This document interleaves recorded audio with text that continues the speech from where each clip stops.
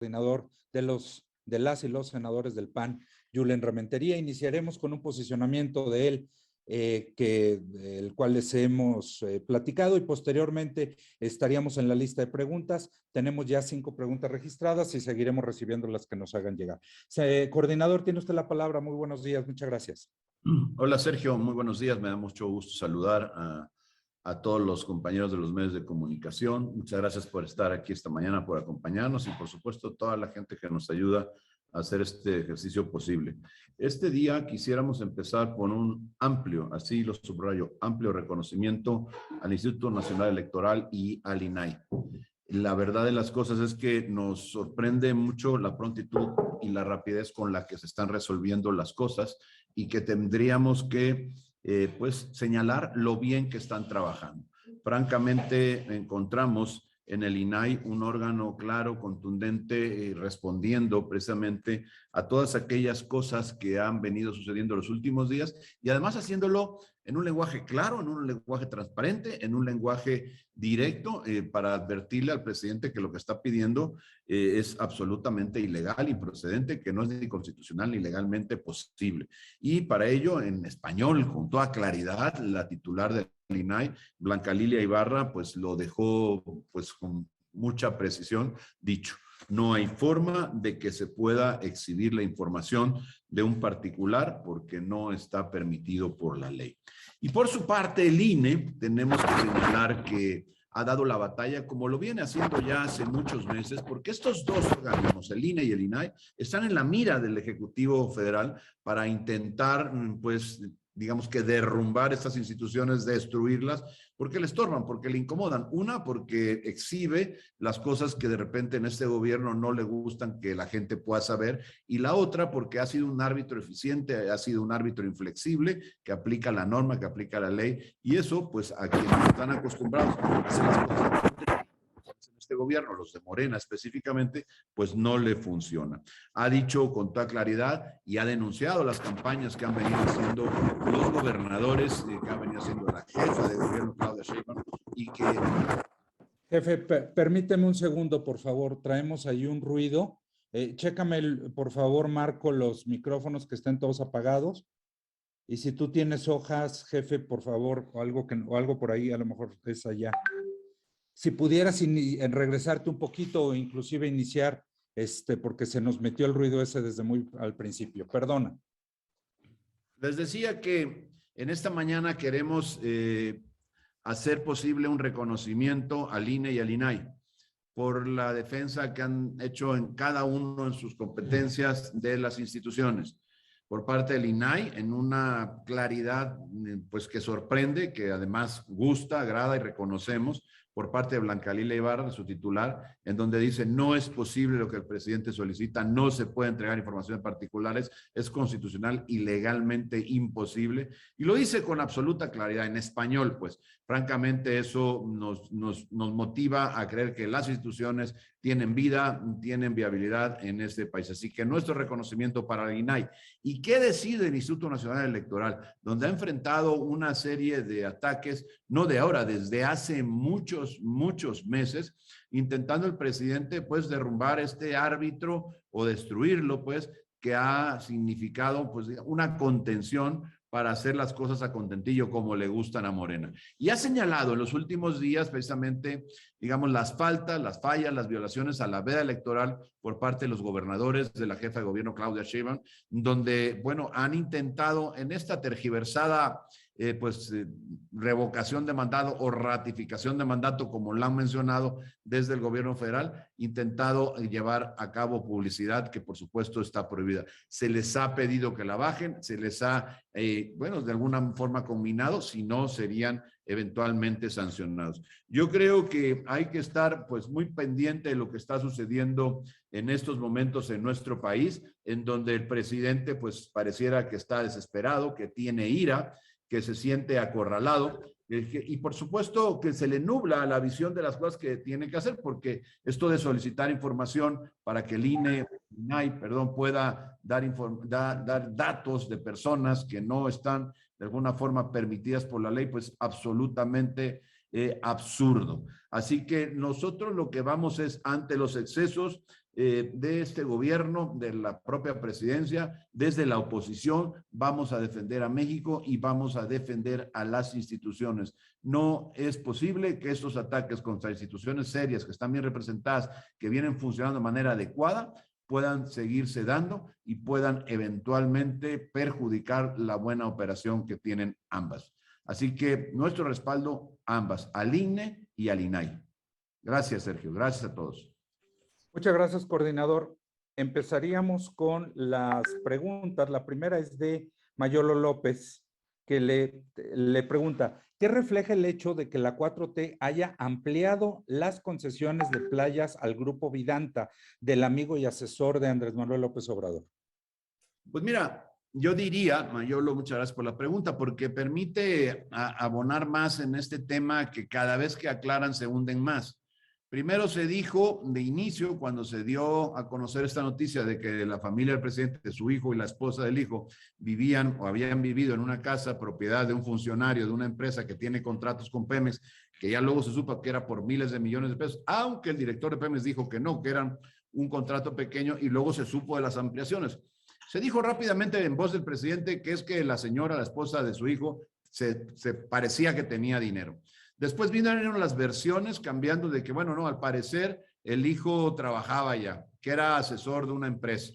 También se dijo que esa empresa no cobraba en el gobierno, que era su asesor y que era honorario. Lo dijo el propio presidente. Y ahora nos enteramos que esa empresa, sí, no cobra a lo mejor por la asesoría, que quién sabe si haga en el Tren Maya, pero lo que sí vemos es que obtiene concesiones, obtiene favores que habría que revisar con mucho cuidado si atienden a la normatividad, porque de otra manera lo que estamos es, por supuesto, ante un pago de favores a una empresa y por otro lado cobrar sus favores, pues ayudando al hijo y permitiendo pues intentar salvar esta problemática en la que está, en donde hay un claro conflicto de intereses entre los funcionarios, o por lo menos uno de los funcionarios entonces de Baker Hughes y el hijo del presidente, José Ramón López Beltrán. Así que lo que tenemos que hacer es seguir señalándolo y seguir diciendo, esto que han provocado, que es una crisis en la que cada día, mientras más explicaciones, más se hunden, tiene que llegar hasta sus últimas consecuencias.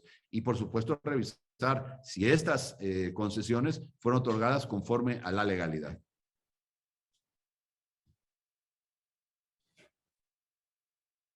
Perdón. Muchas gracias, coordinador. Te pregunta Claudia Flores Barreto, si, ¿qué opinas de que el presidente haya confirmado reforma constitucional para que el INE sea menos costoso y que no haya fraudes? La palabra esta de ahorros siempre está en la boca del presidente de la austeridad republicana, de que cueste menos, de el argumento porque son caras las instituciones, simplemente desaparecerlas. Lo ha dicho en muchos casos. A mí me parece que el ejercicio de austeridad tiene que darse siempre, pero tiene que darse con prudencia. No podemos llegar a los extremos en donde de repente pues, los ejercicios de austeridad provoquen la destrucción de las instituciones o la imposibilidad de que lleven a cargo sus funciones que tienen conferidas en la ley. Así que lo que hay que hacer es buscar qué es lo prudente, qué es lo conveniente, pero de repente dejar sin dinero en pos de esta bandera de austeridad a las instituciones del país me parece que es una idea que no solamente no ayuda finalmente a la buena marcha del gobierno en nuestro país, sino que además perjudica enormemente a la vida, a la posibilidad de existir de las instituciones que se encargan, entre otras cosas, en este caso del INE, de la materia electoral, que por supuesto hay que cuidar, hay que reforzar, hay que garantizar. Y donde, como lo hemos dicho en muchas ocasiones, si hay una reforma que veamos que pueda lastimar o que atente contra la autonomía o contra la operación del INE, con los votos del PAN no van a contar. Muchas gracias, coordinador. Adrián Ojeda te pregunta, ¿qué opina de que sus compañeros senadores de Morena ya califican de traidores y mercenarios a todos los que no están de acuerdo con el presidente y la 4T y de que integrantes de ese partido sigan violando la veda electoral? Me parece absurda, por decirlo menos, de esa declaración. Como si el que estuviera de acuerdo con el presidente fuera leal y el que no traidor. Es una posición binaria que me parece absolutamente fuera de lugar. La lealtad al presidente no tiene que ver con traición a la patria ni con lealtad a la patria. Lo que tiene que hacerse es simplemente poner las cosas en su justa dimensión. Y me parece que los senadores de Morena y muchos simpatizantes de Morena ya se están confundiendo. El señor que está en Palacio de Gobierno es el presidente de la República, no es Dios. No tenemos por qué pensar que encarna a la patria, como lo decían, o a la nación, ni tampoco el que no esté con él traiciona a la nación. Pues claro que no. Se vale disentir, se vale opinar de manera diferente.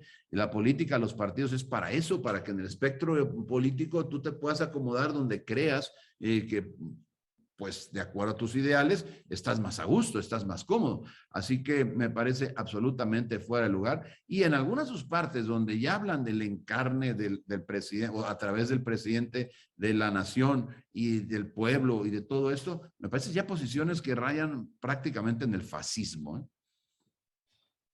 Perfecto. Jefe, perdón, voy a hacer un paréntesis en las preguntas, nada más para plantearte si nos puedes dar una reacción. El presidente de la República acaba de decir en su conferencia de prensa lo siguiente. Dice que esperaba la respuesta del INAI en este sentido, porque su actitud, porque es su actitud desde que se fundó. Dice que no permiten conocer los altos sueldos de los periodistas famosos.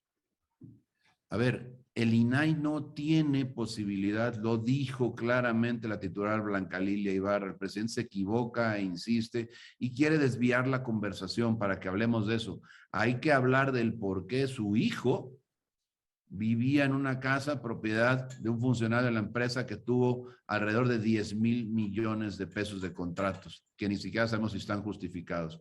Y el INAI no tiene ninguna posibilidad de entregar información de particulares. En este caso, la relación que tiene de trabajo cualquier ciudadano, en este caso cualquier periodista, con un medio de comunicación o con una empresa, es un asunto entre privados. Y la información que tiene con sus ingresos tendrá que estar pues reflejada en sus declaraciones de impuestos en el sistema de administración tributaria, en la Secretaría de Hacienda. No es posible que el presidente insista en ello, tratando primero de desviar la conversación y luego de atacar al INAI, a quien tenemos que defender entre todos, porque es la garantía para poder saber lo que está pasando en la vida pública, en materia de las instituciones de la transparencia, la forma a través del INAI como lo podemos lograr. Así que me parece absolutamente de fuera de lugar. Condenamos desde luego esta intención del presidente, perversa me parece a mí, de atacar al INAI, pidiéndole algo que sabe él, y si no lo sabe, que se lo pregunte a quien le ayuda, que no lo puede conseguir, que no es materia del INAI el podérselo dar, y que por supuesto está en su derecho de simplemente contestar, no me toca, no puedo, legalmente ni constitucionalmente es posible. Lamentamos mucho que el presidente siga en eso, cuando sabe perfectamente que no tiene por qué seguir en ello. Gracias. Luis Carlos Rodríguez manda dos preguntas. Dice, ¿qué opina de los dos últimos asesinatos de periodistas en Baja California? Según líneas de investigación, no fueron delincuencia común, sino sicarios de los Arellano. ¿Está fallando el mecanismo de protección a periodistas? ¿Se debe investigar los vínculos del exgobernador Bonilla con este cártel?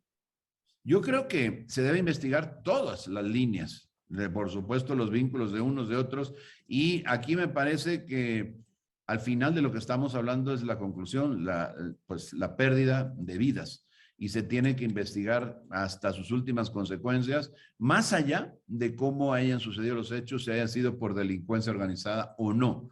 Si es por delincuencia organizada, pues significa algún otro tipo de actitudes o actividades que se tienen que desarrollar en la materia de la investigación. Pero eso lo tendrá que ir resolviendo la autoridad. Aquí lo importante es que no se dejen sin castigo a quienes hayan sido los culpables de la pérdida de vidas, en este caso de periodistas. Víctor Mayén te pregunta, los recientes ataques del presidente hacia el PAN por la Casa Gris tendrán repercusión en el trabajo legislativo del Senado? Es decir, las reformas constitucionales que pretenden impulsar el Ejecutivo se pueden dar por muertas desde ahora. Algunas de ellas no tienen que ver, esa condición de muertas, no tiene que ver con el tema de la Casa Gris. Hay algunas que podríamos considerar muertas desde ahora porque son verdaderamente perjudiciales para el país, como la reforma energética. Me parece que también absolutamente fuera de lugar el pretender adscribir a las Fuerzas Armadas Permanentes a la Guardia Nacional. Me parece también fuera de lugar el pretender debilitar al Instituto Nacional Electoral, como se ha dicho, como se ha comentado, aún y cuando no ha llegado la iniciativa, pero es lo que se ha dicho. Yo creo que no se debe mezclar una cosa con otra. Lo que estamos hablando en la Casa Gris es simplemente un ejercicio de transparencia al que está obligado, por cierto, el gobierno y sus instituciones. No se puede soslayar la importancia que tiene que el hijo del presidente viva en la casa de un funcionario de una empresa que recibe miles de millones de pesos en contratos. Eso amerita una investigación profunda por parte de la Secretaría de la Función Pública, desde luego de la Autoridad Superior de la Federación y de la Fiscalía, tal como ya lo hemos solicitado, como lo pedimos antier en la sesión, en donde fue negada la posibilidad de investigar por parte de los senadores de Morena. Eso es de lo que debían de ocuparse los senadores, de lo que se debía ocupar el Senado, a aprobar y poder aclarar a la población de México qué está pasando con este evidente, innegable y, por supuesto, avergonzante tráfico de influencias que se da en este tema en particular con la famosa casona de Houston, la Casa Gris. Gracias, jefe. Luis Carlos Rodríguez también te pregunta, ¿qué opina de la pasividad de los coordinadores del PRI y PRD en el caso de la Casa Gris? ¿Sigue vigente el bloque de contención o solo es coyuntural en temas que a ellos no les afecte? El bloque de contención sigue fuerte, sigue firme. Yo tuve la oportunidad de platicar con algunos de los coordinadores ayer y antier y yo no veo ninguna grieta. Me parece que está absolutamente consolidado y firme. Respecto al participar en algunos temas, algunos debates, bueno, pues es decisión de ellos. Yo tengo que responder y tengo que hablar por la gente del PAN y nosotros lo estamos haciendo, lo que a nosotros nos toca, dando la cara y exigiendo que las cosas en México se transparenten, no por el bien del PAN, por el bien del PAN, pero por el bien de todos los mexicanos. Gracias, jefe. Rubén Arismendi te pregunta, varias preguntas. ¿Se ha dado seguimiento al señalamiento del secretario de Infraestructura sobre estar a punto de cancelar varias concesiones por no garantizar el mantenimiento y la seguridad en sus carreteras? No tengo en este momento ese dato, no sé a qué profundidad se ha llevado a cabo esa investigación, habremos de averiguarlo y con mucho gusto podemos complementar la información, Sergio. Gracias, jefe. Que la sociedad, perdón, que la SIC haya propuesto el incremento en el peaje es la Secretaría de Infraestructura y Comunicaciones y Transportes, haya pospuesto el incremento en el peaje a las carreteras de Capufe. ¿Es un mensaje sobre cómo brindar estos servicios a la población sin recurrir a aumentos constantes en las tarifas? No conozco la motivación por la cual tomaron esta determinación. Habría que revisarla con cuidado. El tema de las cuotas en las carreteras, pues tiene que ver con el retorno que se pretende de la inversión y sobre todo para poder tener con ese retorno la posibilidad de mantenerlas. Si la cuota que se cobraba estaba excedida, pues me parece lo adecuado. Se habían tardado ya pues en ajustarlas, en mantenerlas, en impedir que suban las cuotas. Pero eso es un análisis que habrá que solicitarlo a Capufe a partir de que se determina que se congelen las tarifas o, en todo caso, si es necesario, incluso hasta reducirlas, porque puede llegar a ser. Nos manda dos preguntas más sobre el mismo tema, déjame hacerlas juntas porque son en el mismo sentido. Dice, varias de estas carreteras dejan ganancias anuales de miles de millones de pesos, lo que significaría una gran pérdida para los concesionarios. ¿Considera viable retirar estas concesiones en este momento? Independientemente del factor económico, ¿cuenta el gobierno con las capacidades para hacerse cargo de las carreteras a las que retiran las concesiones sin que esto afecte los servicios? Mira, es una pregunta que las dos tienen mucha relación. El tema de las carreteras de cuota, para poderlas mantener, se necesita precisamente los ingresos. Hay que ver que los ingresos sean justos, que no estén excedidos y que no haya el dinero para el mantenimiento y a una utilidad desbordada. Eso me parece que es lo que hay que hacer y ajustarla. Ahora, si puede el gobierno federal hacerlo, pues yo lo que creo es que al final de cuentas habría que regular las tarifas que están y si es necesario ajustarlas. No veo por qué el gobierno tendría que hacerlo si lo podría hacer cualquier empresa o incluso el propio gobierno si así lo quisiera hacer, pero el problema de fondo es que el cobro que se haga sea lo justo para que la carretera esté en las condiciones que merecen los que por ahí transitan. Y ese es el fondo del asunto. Y si resulta que la cuota está por arriba de lo que debiera ser, pues por supuesto debiéramos ajustarla. Y de lo que tengo registrado, la última es de Magali Juárez. Te pregunta, ¿el INE también debe revisar este tipo de posicionamientos como el de los senadores de Morena que se dan en el contexto de la revocación de mandato, como revisó el desplegado de los gobernadores? Sin duda, yo creo que es una responsabilidad del INE vigilar no solamente a los gobernadores, sino a todos los funcionarios, a los ciudadanos de este país cuando sea evidente alguna violación o posible violación pues a la ley electoral, a la veda, pues en este caso, por este ejercicio de consulta que viene para el 10 de abril, pues tiene el INE que actuar y yo creo que actuará. Me parece que ha demostrado que es su responsabilidad en el actuar y claramente ha ido, pues aún sean gobernadores, aún sean senadores, seguramente estará haciendo las cosas como las debe hacer.